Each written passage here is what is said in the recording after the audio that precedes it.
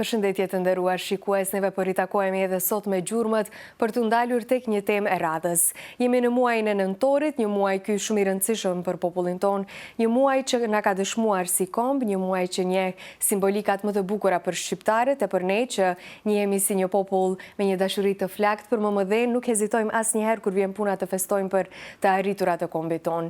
Vetëm pak ditë na ndaj nga 22 nëntori, datë kjo që na bën të kthejmë vëmendjen pas tek një nga datat më të rëndësishme të historisë sonë kombëtare, Kongresin e Manastirit. Në një periudhë të trazuar për fatin e shqiptarëve, ky kongres u bë një pikë kthese që bashkoi mendjet, gjuhën dhe mendjet më të ndritura të popullit ton. Në manastir u mblodhen, siç e dim, përfaqësues të gjitha trevave shqiptare, shkrimtar, klerik, arsimtar e përfaqësues të tjerë, me një qëllim të vetëm përcaktimin e alfabetit të gjuhës shqipe. Dhe pikërisht aty, në këtë datë historike, u hodhën edhe themelet e alfabetit që e përdorim sot, një simbol i identitetit, arsimit edhe kulturës sonë kombëtare. Në këtë emision neve do cilëm faktet, figurat dhe rëndësinë e kësaj dite që kujton jo vetëm një vendim gjuhësor, por një hap të madh për popullin ton. Neve jemi një popull i shpërndar gjithandej, por nuk e kemi lejuar asnjëherë që kufit gjeografik të na përcaktojnë neve. Unë ju uroj mirëseardhje juve fillimisht në këtë udhtim historik që do të na kthem pas në kohë, e neve këtë udhtim do ta realizojmë së bashku me një ndër figurat që ka qëndruar shumë stoik për gjatë gjithë karrierës së tij shumë vjeçare, të cilën ja ka dedikuar arsimit e gjuhës. Kemi të ftuar sot një ndër njohësit më të mirë të gjuhës së arsimit, profesorin universitar Avzi Mustafa. Mirëseardhët. Mirësevgjeta. Kënaqësi e veçantë për neve. Dhe për mua është gjithashtu.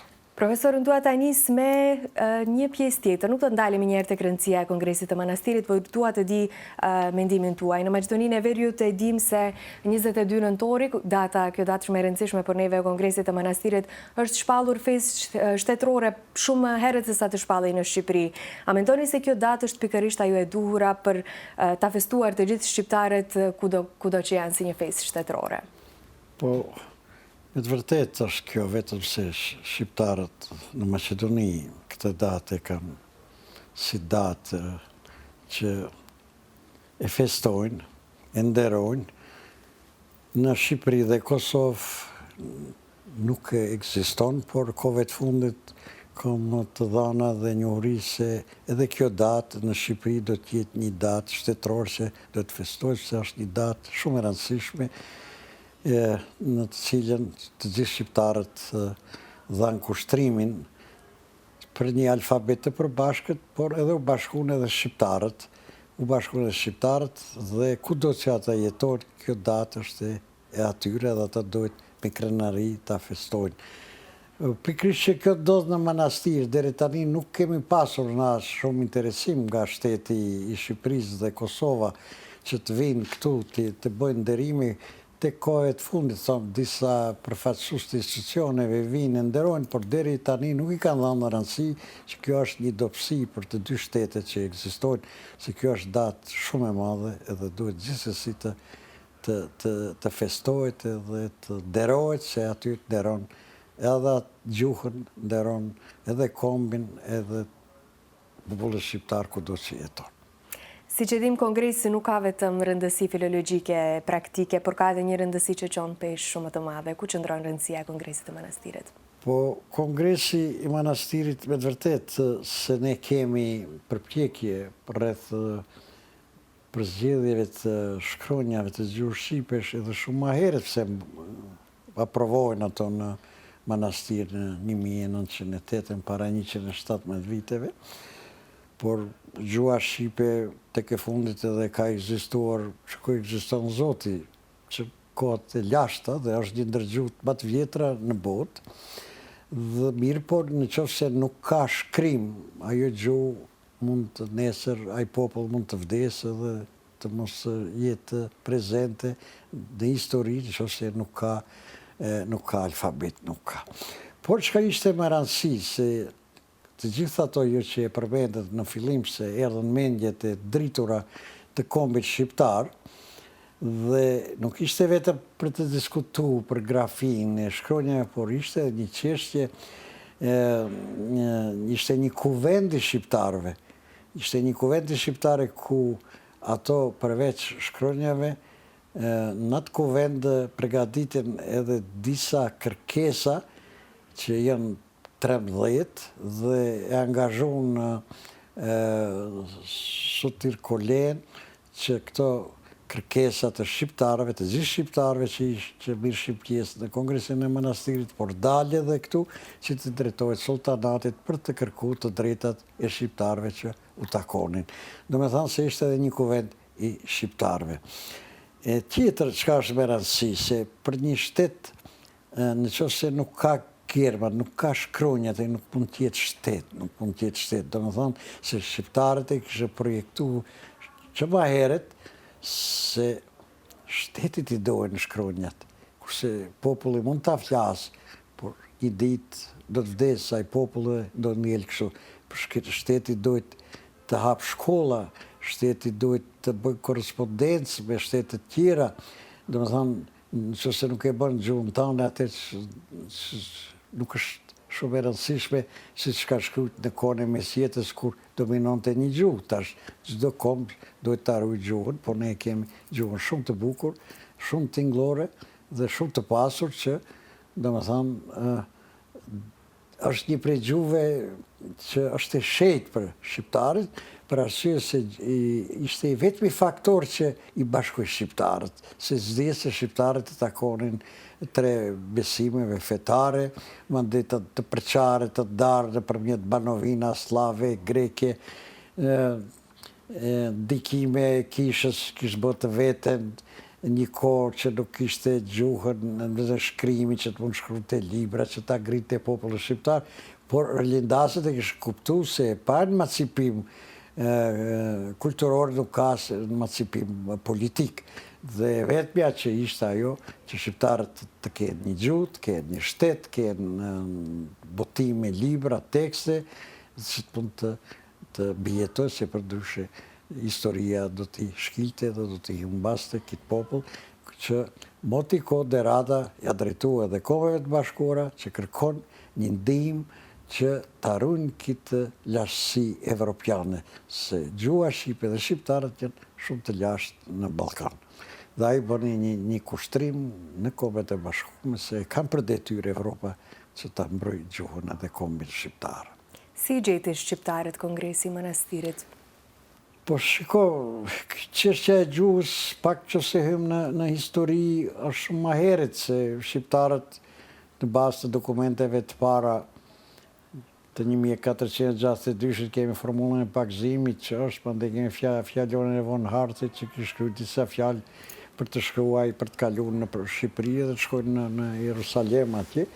Dhe perikopejnë në gjëllere, po që ishte atje se s'mund të kërkojsh ti në mesjet edhe në antik, shumë herët, për shembull se ishte gjuha greke në antik, por dëshmit janë aty se ato, për shembull, rasat të vorrosëshin i kanë emrat, për shembull, në gjuhë shqipe, por shkronjat i kanë greqisht, i kanë kisha bondet vetës nëpërmjet kishës ato edhe edukohen në mënyrë shpirtërore.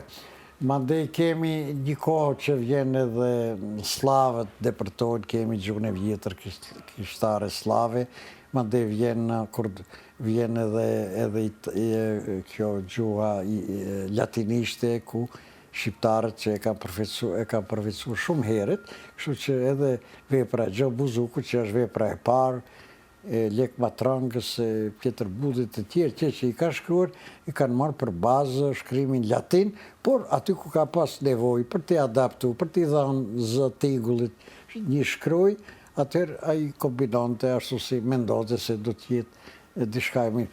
Dhe kështu që shumë që fillon edhe ma vonë, edhe në mesjet, kur vjen Perendoria Osmane, kur shqiptarët u inkuadruan, më njerë në sistemin perendorak, për arsye se atëherë ata që e mishin shtetësinë e imperisë, i më kishën të drejtë të hynë në pushtet, të punojnë në administrat. Shqiptarët nuk i shumë rëndësi, por që të punojnë, bjetojnë edhe hynin në sistem, kështu që ne kemi 28 9 premierësit I them kështu, hecët të shtetit që I ka rdu, pas flasin generalja e ushtarake, filozofe, ne kemi rektorin e parë në Universitet Stambollit, Hoçtasini, e tjere, kështu që ato ishen afirmuar si shqiptari ishen të besës, mirë po ata asnjëherë nuk e harron gjuhën dhe vendin e tyre.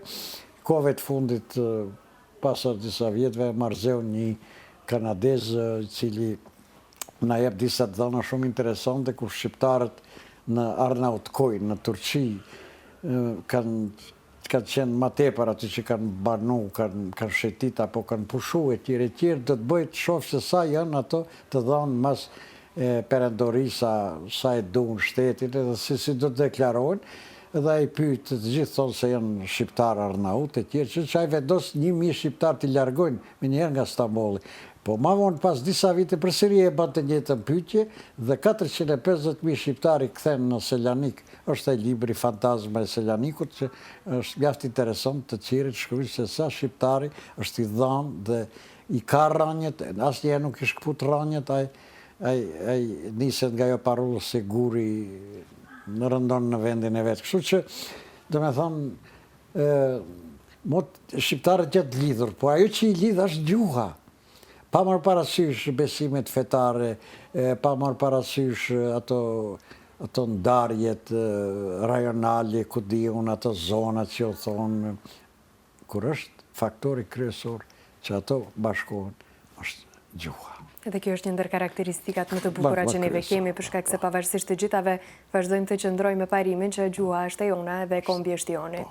Gjuha përcakton se është një tempull I shpirtit, ai tempull I shpirtit e ka gjuhë shqipe dhe për atë arsye ato asnjëherë nuk mund të largohen që mund të bëjnë të tjerë përveç se shqiptarë ashtu si I ka lindë nëna shqiptare. Sigurisht. Para se të vazhdojmë bisedën tonë, do të shkëputemi për disa minuta publicitare dhe rikthehemi përsëri në studio.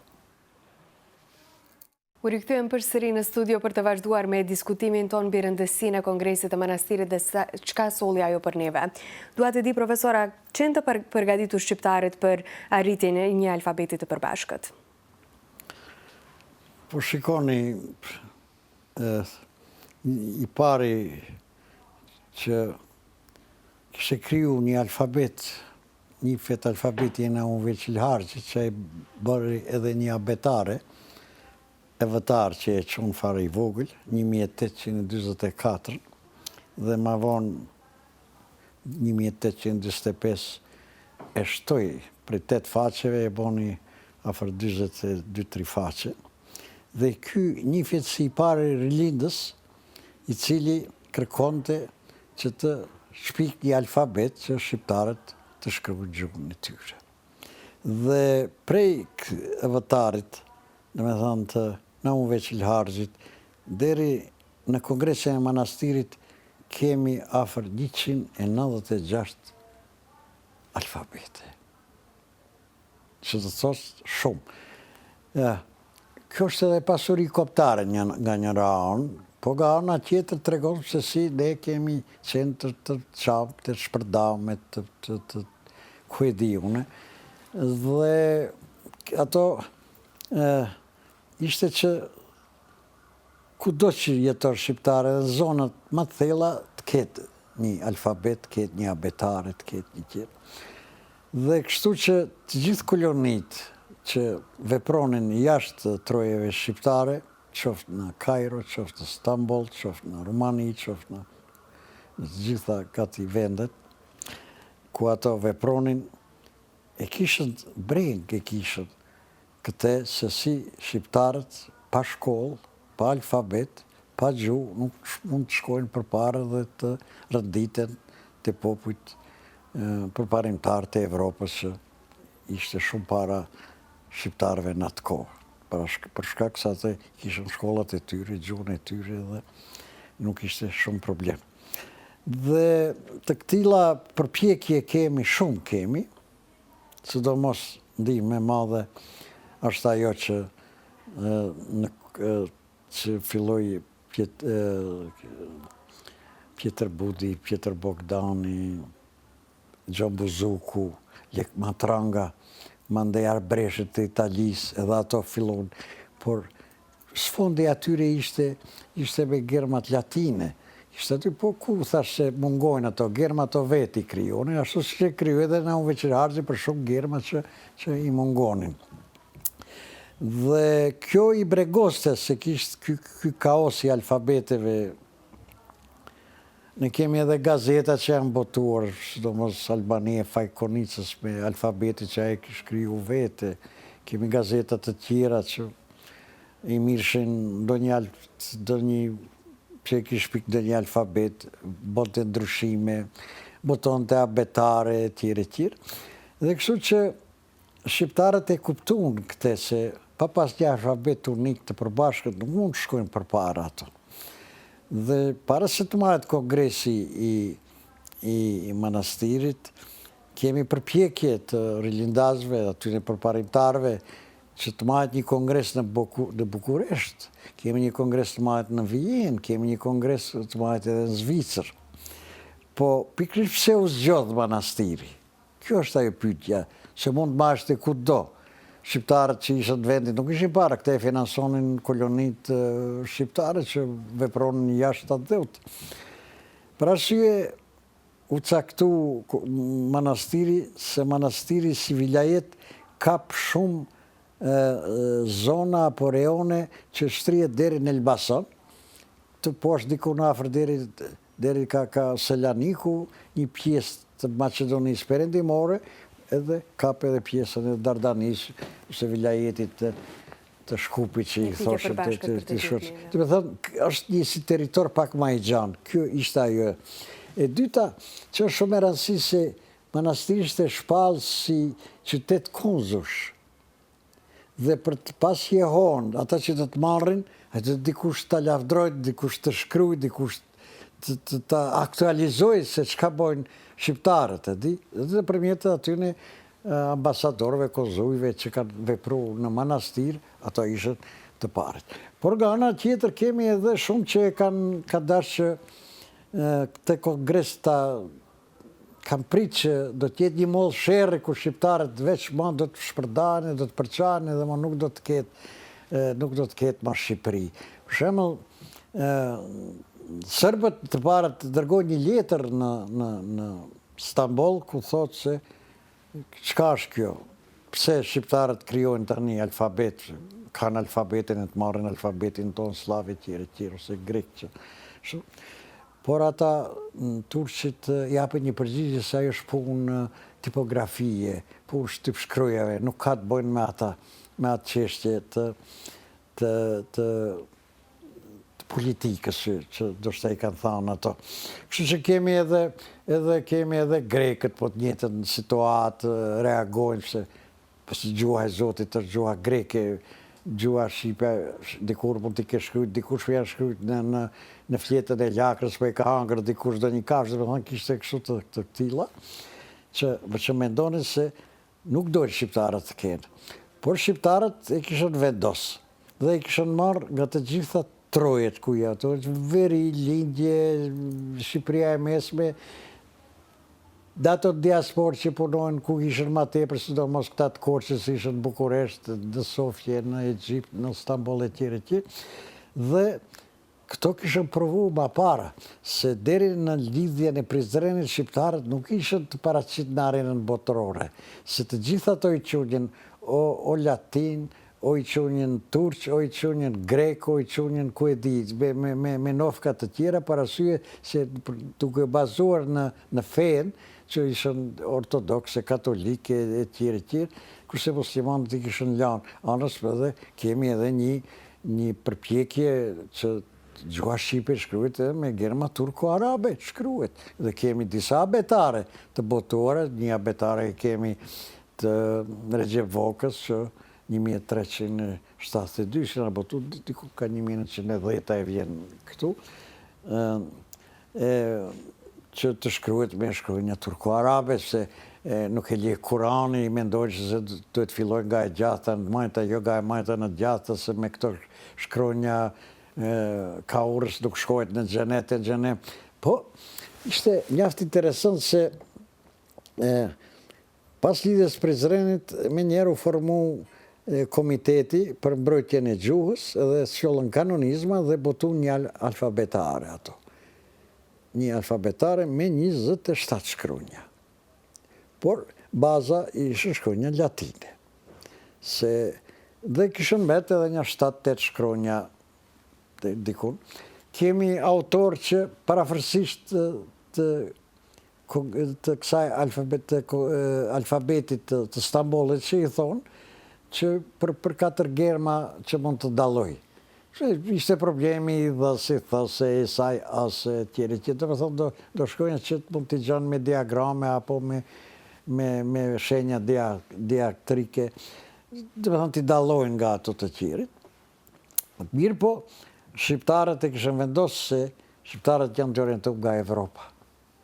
Edhe duhet të kenë me shkrim latin, se kishën edhe një bazë historike, që gjithë veprat e autorëve të vjetër janë shkruajtur me shkronjë latine ose italiane, për të adaptuar për disa germa që tikull t'i japin atë bukurinë që e kërkon gjuha shqipe. Dhe Toma Avrami, nga këto i ka vetëm 4 germa që dallohet nga ky alfabeti i sot. Dhe më thonë, parafërsisht ishën aty, ishën marrë vesh edhe kemi edhe aty, dhe më thonë, që mund të ndikoj dikush, sidomos Faj Konica, nuk erdhë në Kongresin e Alfabetit, sa i kishte kriju një alfabet dhe botonte një gazet Albania dhe nuk erdhë. Dhe më thonë se u idhënohë në një farë mënyre. Po kemi edhe të tillë, për shembull, që 20 vjetë Ndrimjeda kishë punu për një alfabet, sa ata ishën dy shoqëri Agimi dhe Bashkimi, dhe 20 vjetë kishë punu në atë alfabet. Por Kongresi i Manastirit ishte edhe një kongres kompromisi, sa e latë atë punë 20 vjeçare, dhe tha se unë i pranoj të gjitha këto germa, këto shkroja. Pse nuk u vendos vetëm për një alfabet, profesor, po fillimisht ishin për dy, apat mos marrëveshje? Po, në 1908 u vendos, por në fillim ka një kështu se kishte ndikim edhe feja. Kishte ndikim feja, nuk di se si do të reagojnë këto. Dhe e lanë edhe një alfabet tjetër që të mund të përdoret, mirë po, shtypshkronjat vetëm e kishën kry punën e vetes, i kishën gjetë të gjitha germat dhe kishte edhe gazetar që marrëshën gazetat, a veç prishin se sa të kryet kjo, të mirët një vendim edhe të fillojnë të botojnë asë interesant. Dhe lanë, dhe më thonë, ky alfabeti që u aprovu në manastir, dhe një alfabet në pjesën tjetër, kush do si pas dëshirës, po ajo kishë marrë punë se be njeru hapën edhe shkollat. 1909 kemi ne normalin e Elbasanit, tekstet ishën botur tjesë, nuk kishte ma qfar të kërkojnë, po e lanë ato. E lanë se njëzit që ishën në administratë nuk ma të menë që që shqiptarët përveç një 3.000 vetëve në Ohër, kemi një, po ato ishën ma shumë të administratës që punojnë, dhe nuk e kishën. Ata kërkuan mendun që do shta edhe këto hoxhallarët fanatikët, por jo, të kundër dhe ato, ata që ishën që e mbajshin, dhe me thënë, me zlishin aty, në ata thoshën, shkronjat janë bërë në Stambol, puna shkronja va shkry, puna jo nuk është të mirëmi me ato, ne kemi namazin e tje, kështu që nuk mahet men. Në mahet men se janë që shumë mandej që të botojnë librat, kërkojnë në shkollat, hapet e tjere, kështu me thonë, por të ketë do një mos pranim, nuk ka përveç aty një 2.000-3.000 në orë që ma shumë janë administratori, janë të veshur me qalma, vetëm që bëjnë, po nuk u shkoj përdore dhe alfabeti i Kongresit e fitoj statusit me këte alfabet, u hapën edhe shkollat. Si e mori primatin alfabeti që përdorim sot? Po ky alfabet ky alfabet që këto janë shkronjat, nuk ka ma tepër, kemi një alfabet që kanë bo me 52 shkroja, kemi me 28, po ky është aj që në gjdo tigull i përgjigjet grafisë shkronjës. Edhe ma bukur e përcil, edhe është ma melodik, edhe nuk ka nevoj që ne të kërkojmë dhe një alfabet tjetër, me gjithse kemi bigrame e tjere, po ky është alfabeti dhe ky nuk ndryshojt edhe ky do të bes i njëtë do tjetë dhe ky është i kap të gjithë shqiptarët ku punojnë, ku jetojnë, të përdorin këtë alfabet edhe nuk ka nevoj tjetër. A është studiuar mjaftueshëm kongresi dhe a mund të presim të reja nga arkivat nga vendi dhe nga jashtë? Shikoj, çdo herë duhet të presim, çdo herë ka diçka, duhet të shikojnë edhe disa sende në realitetin historik. Historia, luftat, ku dion, okupimet. Shikoni, ka biseda që sot e kësaj dite po bisedoj pse Mitat Frashi nuk erdhi se ishte kryetari i Kongresit të Alfabetit. A i thot se do ishte unë të vi, po atër kur të mërë të ma qoni me vull ftesën. Analiteta ishte një për atyne udhëheqësve të Gjon Turgjve, ishte sekretar që punonte në Ministrinë e Punëve të Brendshme. Më thonë, kështu po, a i erdhë ma ndej ma vonë, erdhë atje dhe tjere. Më thonë, e për të shtjaj që është bardhën një punët, sigurisht se ka kërku të bidet se nuk do të ketë pasoje, Dhe, po kjo që du të them se nuk ka në botë popull që ti këtë kriju him alfabetit përveç shqiptarët. Dhe atë ditë që aprovu në salën e madhe që u mbajt, u këndu himni, shkronja tona janë të arta që e kishte kriju Paraskevi Qiriasi. Edhe kjo duhet të përshëndetet se nuk e di. Nuk kam lexu deri tash se një kop i ka kriju him shkronjave përveç shqiptarës që i ka kriju. Do të ndalemi pak tek ajo që përmendit edhe juve Paraskevi Qiriasi, cili ishte roli konkret i saj dhe në Kongresin e Manastirit dhe pse prania e saj konsiderohet historike? Po të gjitha e familja Qiriasve janë patriota, të gjithë janë marrë me çështje dhe në kongres në atë dërtesën ku do ishte të majtë kishën ardhë prej klubeve, dhe me thonë sa ekzistojnë klubet, 50 klube që ishë shqiptarë, po nga 2 përfaqësues dhe në kongres morën pjesë 400 vetë kishën ardhë, por ato në ato mlidhet plenare diskutuan dhe mandej fillun të këndojnë, kërkojnë alfabetit jetë shqip, ashtu që thosh se slavët e ka slavishte, shqiptarët e ka shqiptarishte, në tjere. Ato këndojshë kësharë prej gjithë vedeve të arbris, me këngë, me vale, por ato ishën aqë të menqër që ato caktu 11 vetë, në krye me 6 fishtët, edhe ato 11 vetë ka punu në shtëpin e Qiriasve. E Paraskevi aty ka qenë, ajo kishë përgatitur edhe një abetare, u bënte kafe, e vllau asaj që ishte sekretari parë, ai kishte çdo gjë që i bante edhe sidomos tregon se 3 ditë, 4 ditë është diskutu vetëm për German Thau, ose për German ose si janë marrë vesh, si ka kompromisi e tjere, të gjithë ato barën e mbajtën. Dhe me njëherë pas këtij kongresi ajo botoi edhe abetaren e parë të Qiriasve e botoj. Barën ato. Tani ka shumë sende që janë humbur, për shembull nuk ekzistojnë.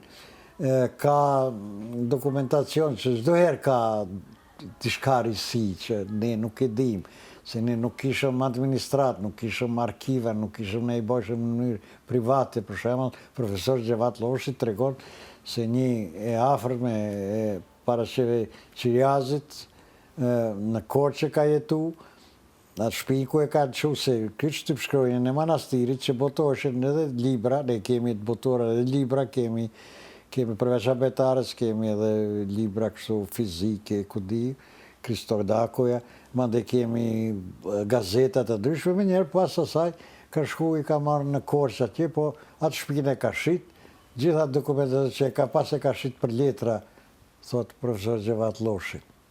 Nuk do të zbulojnë, do të vijë, do të ketë, se ne deri tash jemi mbështet në ato që arsive, material memoral që ja botu në për gazeta, por sigurisht ka do një dokument se tani arkivat janë minjera, sigurisht mund të ketë edhe në arkivin e Stambollit, sende që nuk i kemi të njohura deri tash.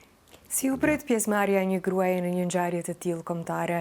Çfarë ndikimi pati kjo në shoqërinë e atëhershme shqiptare? Po shikoj, kjo tregon emancipimin, se shqiptarët nuk janë shumë kështu e kanë qef, domethënë, të jenë të shkolluara, jo si ato që mendojnë ndryshe.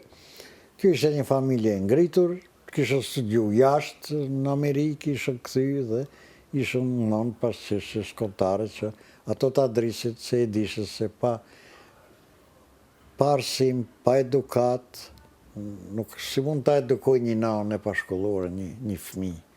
Ato e shifshin si faktor kryesor arsimin.